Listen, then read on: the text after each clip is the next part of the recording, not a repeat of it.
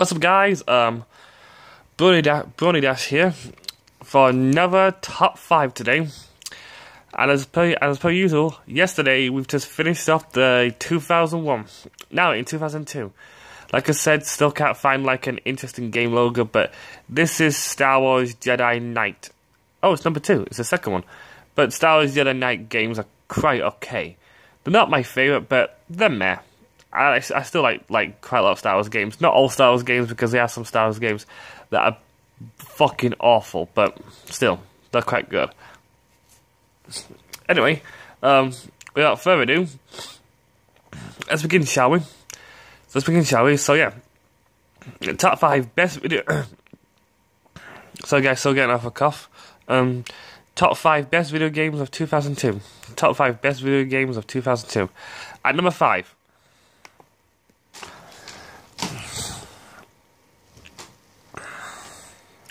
Buffy the Vampire Slayer. I put this on number 5. As well, it's a good game. It's not my favourite of them all. And you'll see why. I mean, it's not my favourite of them all, because I've got other better ones, but still. This game is still good. The combat is still good. The story is meh. But it's not a bad game for what it's worth. It was interesting when I played it a long time ago, but I don't think it holds up. I don't think it holds up really well to date, but if there are some people out there that still get a good kick out of it, considering she's doing a bloody kick right now, get it? Okay, that was a bad joke, but anyway. If there are some people out there that still enjoy this game, then good for you. I'm glad you're still enjoying an old-time game, because to be honest, a lot of old games still need to be appreciated, because I've always stated, without the old, we won't have the new. Maybe they might make a remake of this with better graphics, but who knows. It's a good game, and it was quite a good challenge as well. But still not my favourite of 2002. So yeah, at number 5, Buffy the Vampire Slayer. At number 5, Buffy the Vampire Slayer. At number 4, Harry Potter and the Chamber of Secrets. Now, the movie of Harry Potter and the Chamber of Secrets was meh. It was a meh. I mean, the first Harry Potter film was awesome, but the Chamber of Secrets, not many people liked that much. I didn't hate it though as much people did, but I thought it was okay. It tried its best. The video game of Chamber of Secrets was definitely a lot better than the Philosopher's Stone game. I mean, obviously you still get to play as Harry Potter, which in the third one you get to play as Harry, Ron, and Hermione. But until then, you get to play as Harry Potter, and the graphics are okay. This, Chamber of Secrets and Prisoner of Azkaban are the 2 best Harry Potter games that we only know. Deathly Hallows Part 2 is okay, but after that it was awful. Fucking awful Harry Potter mechanics. Like, the 4th one was terrible, the 5th one was god-awful, and the 6th one was just laughably stupid, just like the 7th one. It's only 2 and 3 that was the greatest games. It's like EA gave up. You know, EA is a company that make movie video games. It's like they just gave up after number 3. They gave up. I mean, number 1 was quite good and challenging, but then after number 3, they just gave up. Harry Potter Deathly Hallows Part 2 was okay, but it's like a Call of Duty style kind of Harry Potter game. Basically, it's like you got to shoot your one on that, and you got to hide behind cover to recover your health, and you got to shoot your one, hide behind cover to recover your health, and you've also got to wait for it to charge up for powerful magic. It's like, yeah, Call of Duty style-esque game. But this one is not like that. It's got like proper spells and that lot, and you get to use Hedwig as well to navigate through like hard puzzles. It's a really good game, and I'd recommend buying it as well if you can. They should really put this in the next gen console, like all the old Harry Potter games into the next gen console, because that'll be cool. Well, yeah, not my favourite game, but still a good game to play. So yeah, at number 4, Harry Potter and the Chamber of Secrets. At number 4, Harry Potter and the Chamber of Secrets. At number 3,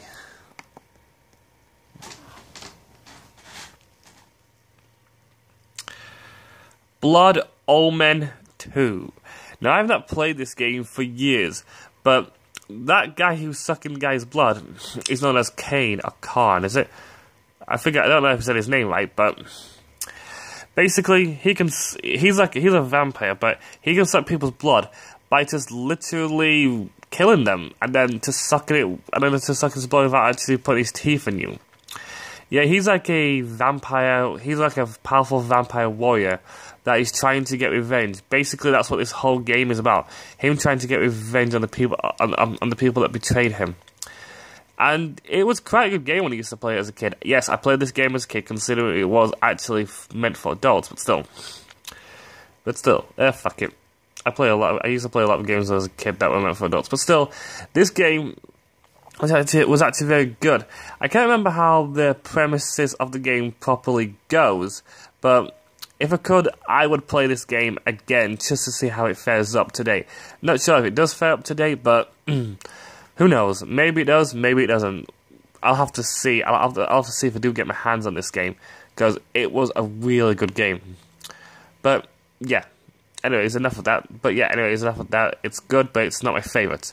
So yeah, at number 3, Blood Omen 2. At number 3, Blood Omen 2. At number 2,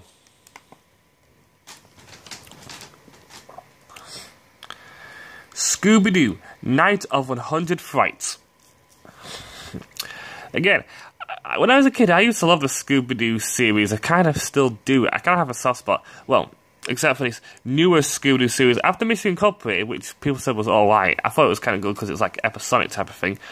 Then came another new Scooby-Doo that was proper shit. It's like, yep, they've butchered it, just like they've butchered Teen Titans Go. We want some more innovating stuff, but they try and butcher our favourite cartoons and TV shows. I'm glad Samurai Jack hasn't gone down that route. But still, this game was actually very good. It's not like any of that, was it? I think it was called that book thing where Shaggy and Scooby used that book to capture ghosts and monsters in, but this game was still very good, considering it's Scooby-Doo trying to find and save his friends in his house full of weird and random monsters. It's a good game, and there is cheat codes to try and get past some other stuff. And I think if I remember, you have to like disguise yourself as characters, or is that a different game I'm thinking about? I can't remember though how it goes, but considering it's a Scooby-Doo game, I kind of remember a little bit of me playing it. It is very good, and I would recommend if you can get a PS2, play it again, or if it's on the next-gen console in the stores, then buy it. You will not be disappointed. It's a good game, but it's not my favourite game of 2002. So yeah, at number 2, Scooby-Doo, Night of 100 Frights. At number 2, Scooby-Doo, Night of 100 Frights. I'm a number one video game of 2000. I'm a number one best video game of 2002. It is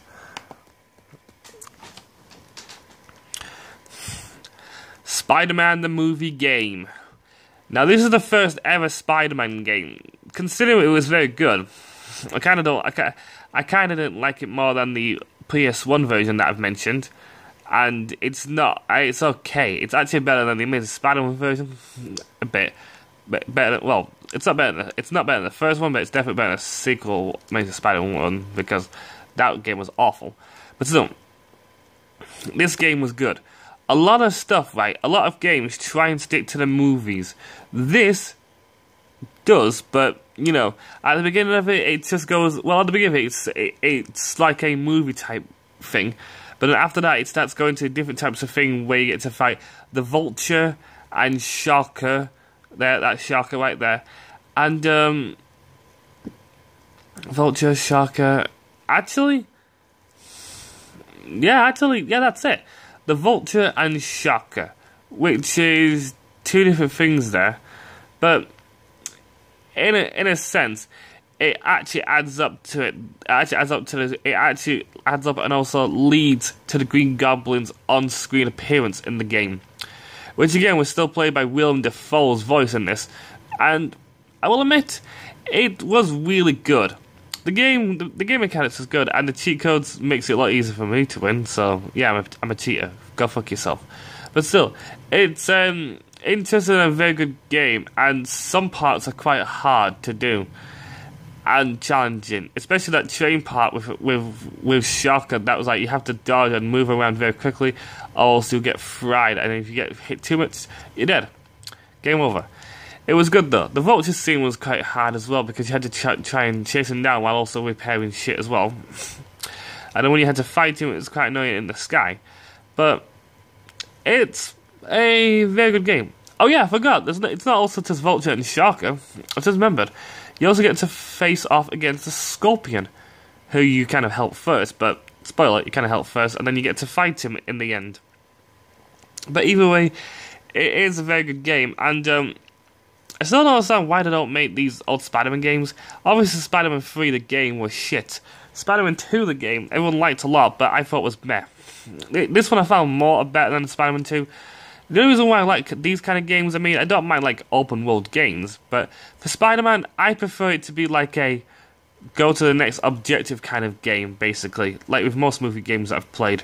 I just wanted to stay like that because it makes it easier, because it's a movie game. It's not supposed to be taken like a proper serious game, basically, that deserves open world. But either way, it's a good Spider-Man experience. Not better than the Spider-Man PS1 version, that, in my opinion, but it's a still good Spider-Man experience game. So, if you've got a PS2 or an Xbox, I think as well, then I'd recommend buying it and playing it. It's good. You won't be disappointed. So yeah, at number one, Spider-Man the movie game. At number one, Spider-Man the movie game. Well, guys, that's it for my top 5 best video games of 2002. Join me tomorrow where I talk about my top 5 worst video games of 2002. Well, guys, bye.